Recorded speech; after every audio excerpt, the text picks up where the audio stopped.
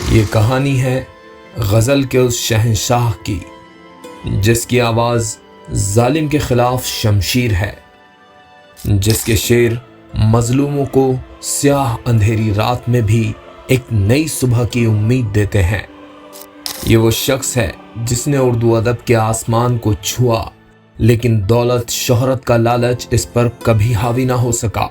اپنی زبان پر انقلاب کے نغمے لیے ظالم کے خلاف تنہا چلنے والا عظیم شاعر حفیظ میرٹھی۔ دل سے لوہا لینے کا اعلان کرے گی زنجیریں با، دل سے لوہا لینے کا۔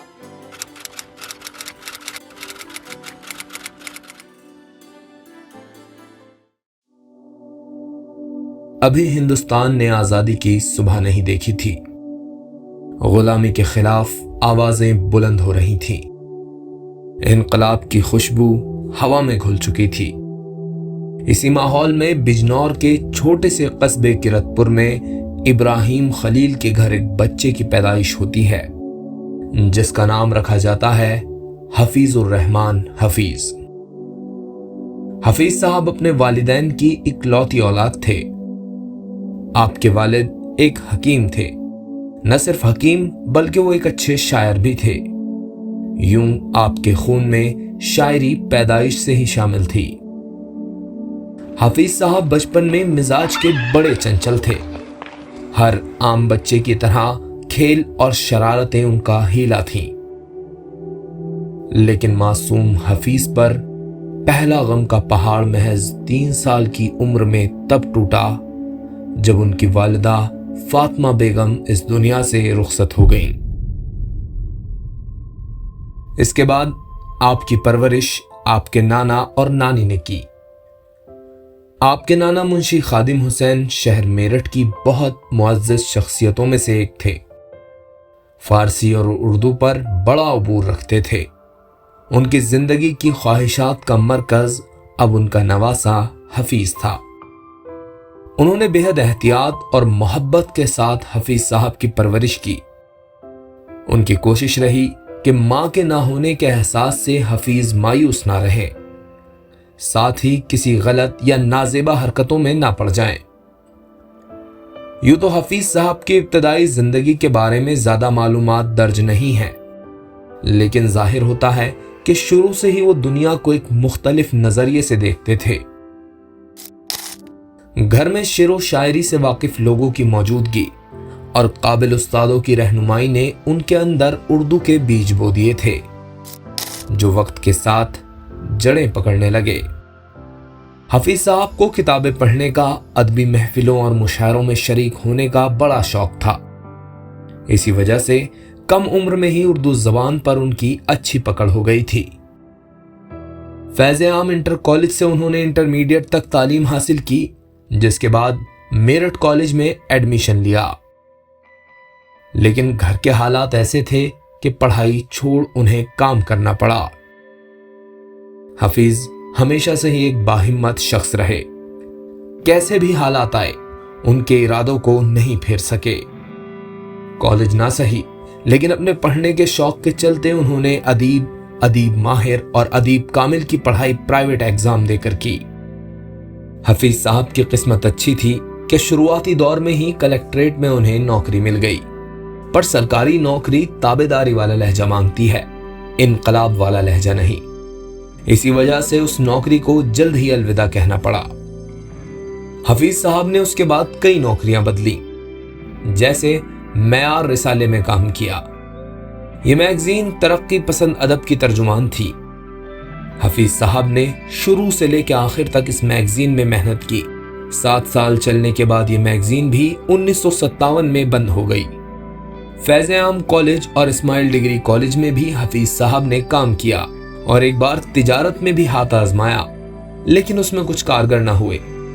حفیظ صاحب کی بولی صاف سیدھی تھی، ان سے تاجروں والی میٹھی باتیں نہیں بنائی جاتی تھیں۔ حفیظ جیسے اندر تھے ویسے ہی باہر تھے۔ ان کے عمل اور ان کی باتوں میں ذرا فرق نہ تھا۔ حفیظ اس میں کردار کی جھلکیاں ہیں نہیں شاعری یہ فقط شاعرانہ۔ شاعر انقلاب حفیظ میرٹھی کی نظر میں ان کے اصول سب سے ضروری تھے۔ تو میں کبھی کبھی سوچا کرتا ہوں کہ یہ انسان اچھا ہے یا شاعر اچھا ہے حفیظ میرٹھی کے لیے کبھی لالچ نہیں، کچھ نہیں ہے۔ اس نے تمام دنیا میں میرٹھ کا نام اجاگر کیا، لیکن ہمیں افسوس ہے کہ ہماری سرکار نے اس کے ساتھ کچھ نہیں کیا۔ اور ایک آدھ دفعہ کچھ کیا تو اس میں لکھ کر آیا کہ بطور امداد آپ کو دے رہے ہیں، تو وہ انہوں نے واپس کر دیا۔ بطور امداد میں نہیں لینے کا۔ بہت سی مصیبتوں کا سامنا ہوا، چاہے وہ کم آمدنی ہو یا پھر علاج کی کمی سے اپنوں کو کھونا۔ انہوں نے سب برداشت کیا، لیکن نہ کبھی غلط کے آگے جھکے، نہ کبھی کسی سے مدد حاصل کی۔ یہی وجہ تھی کہ کلکٹریٹ میں کنٹرولر کی نوکری کو چھوڑنا پڑا۔ جب میرٹھ میں حفیظ صاحب سخت لہجے کی شاعری کر رہے تھے تو انہیں شہر سے دور جھانسی ٹرانسفر کر دیا گیا۔ آمدنی تھوڑی تھی اور اس پر ظلم یہ کہ اپنے وطن سے دور۔ اندرونی سیاست اور اوپر کے پریشر سے تنگ آ کر حفیظ صاحب نے بلاخر 1955 میں نوکری چھوڑ ہی دی۔ اس کے بعد بھلے ہی غربت کے دن دیکھنے پڑے، لیکن اپنے انداز سے، اپنی انا سے سمجھوتا نہیں کیا۔ ہر ظالم سے ٹکر لی ہے سچے فنکاروں نے حفیظ، ہم وہ نہیں جو ڈر کر کہہ دیں ہم ہیں تابع داروں میں۔ حفیظ صاحب یوں تو کسی بھی سیاسی پارٹی کا حصہ نہیں تھے، لیکن شروعاتی دور میں انجمن ترقی پسند مصحفین اور بعد میں تحریک اسلامی جیسی ادبی اور مذہبی تنظیموں سے جڑ گئے تھے۔ یہ سماجی اور اسلامی سوچ آپ کی شاعری میں خوب جھلکتی ہے۔ حفیظ صاحب بہت جلد ہی مشاعروں کی دنیا میں جانا پہچانا نام ہو گئے تھے۔ 1981 میں پہلی بار دیش سے باہر لندن میں انہوں نے اپنا کلام پڑھا۔ اس کے بعد امریکہ، سعودی عرب، پاکستان وغیرہ ملکوں میں آنا جانا لگا رہا۔ حفیظ اپنے انقلابی لہجے کی قیمت جانتے تھے۔ یہ روزگار کی دقت بہت چھوٹی دقت تھی جو حفیظ کو ان کی زندگی میں درپیش تھی۔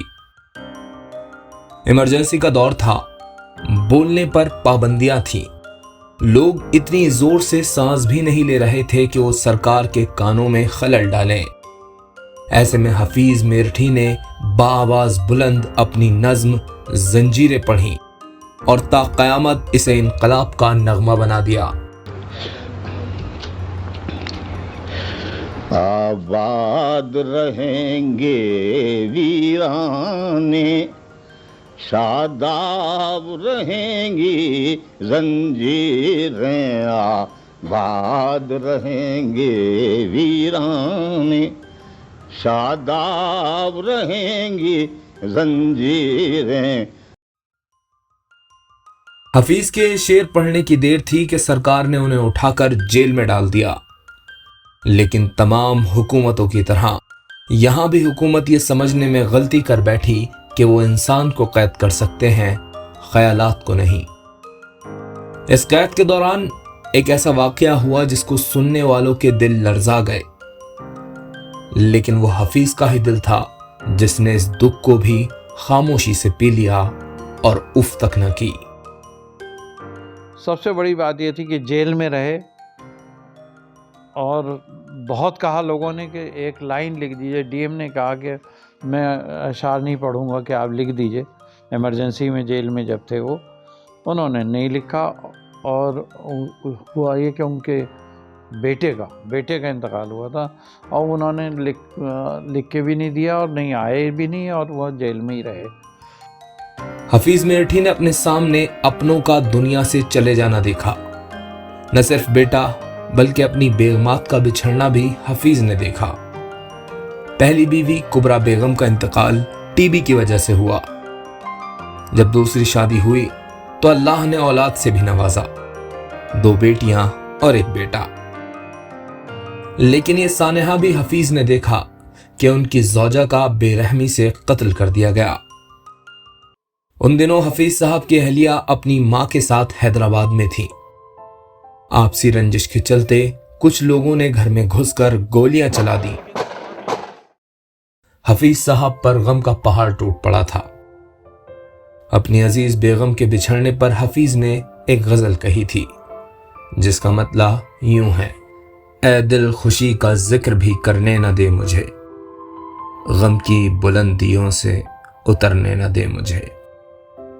اتنے سارے حادثات مل کر بھی حفیظ میرٹھی کی خوش مزاجی پر اثر نہ ڈال سکے۔ حفیظ میرٹھی صاحب ایک بہت بڑے انسان، بہت بڑے شاعر، ان کے بارے میں فیصلہ کرنا بہت مشکل ہے کہ وہ بڑے انسان ہیں یا بڑے شاعر۔ اور جناب میری یہاں سے میرا تعلق ہے، وہ میرے اچھے دوست وغیرہ ہیں، روزانہ میرا انتظار کرتے تھے، روز میں وہاں پہنچتا تھا۔ اور ایک واقعہ یاد آ گیا مجھے کہ ایک دن میں نہیں پہنچا کی وجہ سے، تو اگلے دن کہا میں کہاں ہیں آپ؟ میں یہی ہوں، کہاں ہوں؟ ارے نہیں، کہاں غائب ہیں آپ؟ بابا جی میرے پرسوں آیا تھا، کل نہیں آیا تھا بس۔ جناب میں نہیں جی، غلط کہا آپ بھائی، جب پرسوں آیا تھا تو خالد صاحب بیٹھے ہوئے تھے پاکستان کے رسالے میں، خالد صاحب تھے نہیں تھے گرام صاحب پاکستان کا، یہ واقعہ پرسوں میں کل لیا۔ ارے مجھے ایسا لگا پڑا کہ دن ہوگا۔ حفیظ نے کسی دکھ کو خود پر حاوی نہ ہونے دیا، جب بھی کسی سے ملتے تو بڑے خوش اسلوبی سے ملتے۔ میں حفیظ صاحب کی شخصیت کو تب سے جانتا ہوں جب میری اسٹوڈنٹ لائف تھی، کیونکہ وہ فیض عام میں ہی بطور ایک کلرک کام کرتے تھے۔ ویسی بڑی دلچسپ شخصیت تھی، ہر ٹائم ہنستے رہنا، اور بیچ میں طبیعت بہت خراب ہو گئی تھی تو وہ کہا کرتے تھے کہ بھئی آ جایا کرو میرے پاس، آ جایا کرو، یہ تو میرے لیے ایک دوائی ہے، آپ لوگوں کا سننا، میرا سنانا، یہ میرے لیے دوائی کا کام کرتی ہیں۔ اور بڑی خوددار طبیعت کے آدمی تھے، کبھی بھی کسی کا کوئی تحفہ انہوں نے قبول نہیں کیا۔ جیسے ہم جاتے تھے کچھ لے جاتے تھے تو وہ بالکل منع کر دیا کرتے کہ بھئی یہ چیز مت لایا کرو۔ چائے بغیر کسی کو نہیں جانے دیتے تھے، دعا سلام۔ اور انہوں نے ایک اصلاح میری بھی کی، وہ تھا ایک شعر: ایک ذرا سا ہنس دیے تھے ہم کسی مجبور پر، اس تبسم کی کسک پھر ایک زمانے تک رہی۔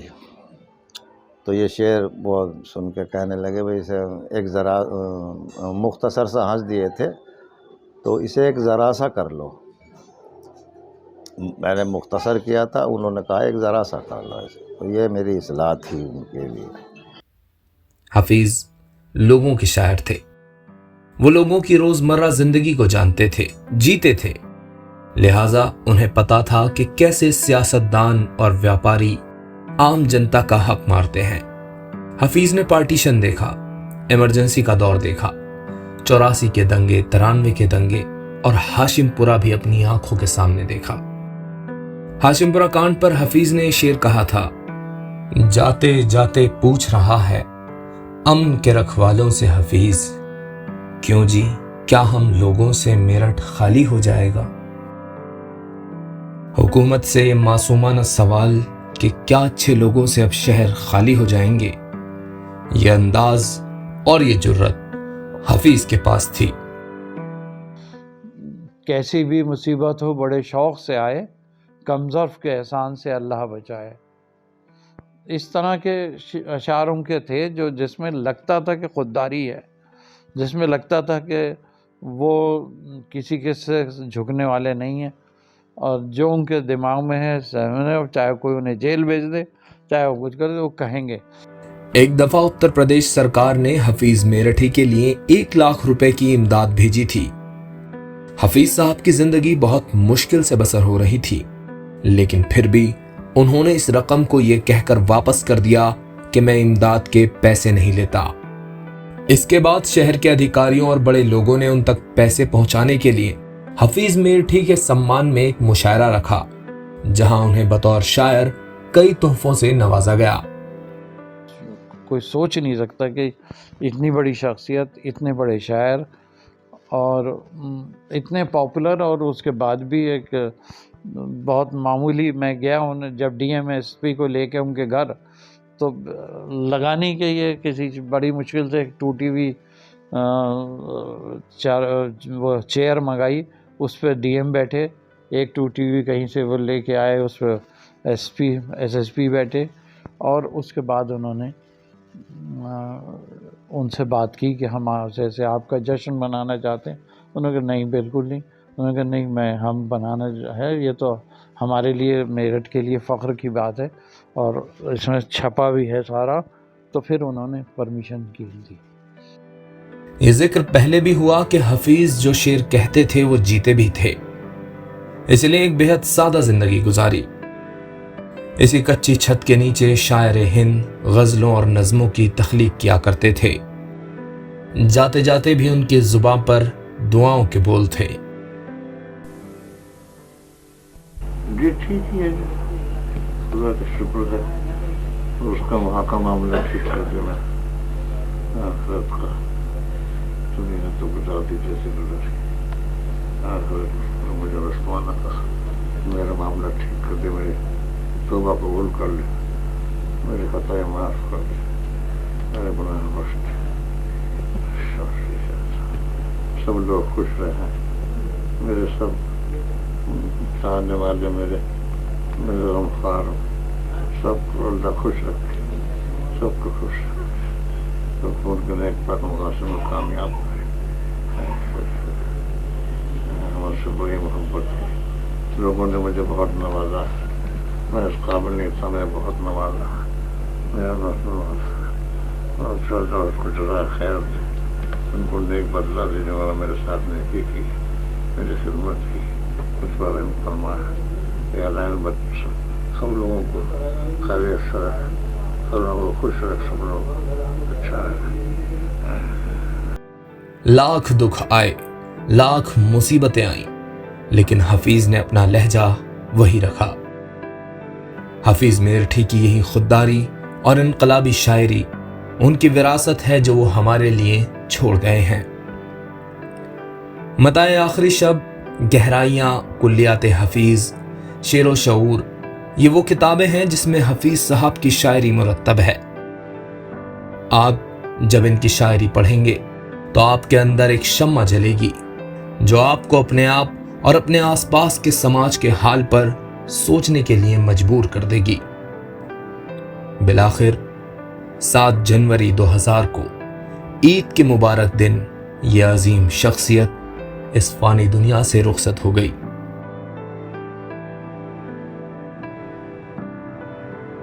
حفیظ صاحب کی شخصیت آنے والے لوگوں کے لیے ایک مثال ہے. حفیظ کی یادگار کے بطور آج یہ گھر بچا ہے جہاں وہ کرائے پر رہا کرتے تھے. ان کے بعد یہاں کوئی نہیں رہا. اس گھر کی خستہ حالت ہمارے سماج کی حقیقت بیان کرتی ہے کہ کس طرح ہم اپنے اتہاس کو نظر انداز کرتے ہیں. یہ تھے حفیظ میرٹھی, نہ صرف میرٹھ بلکہ ہندوستان کی انمول دھروہر.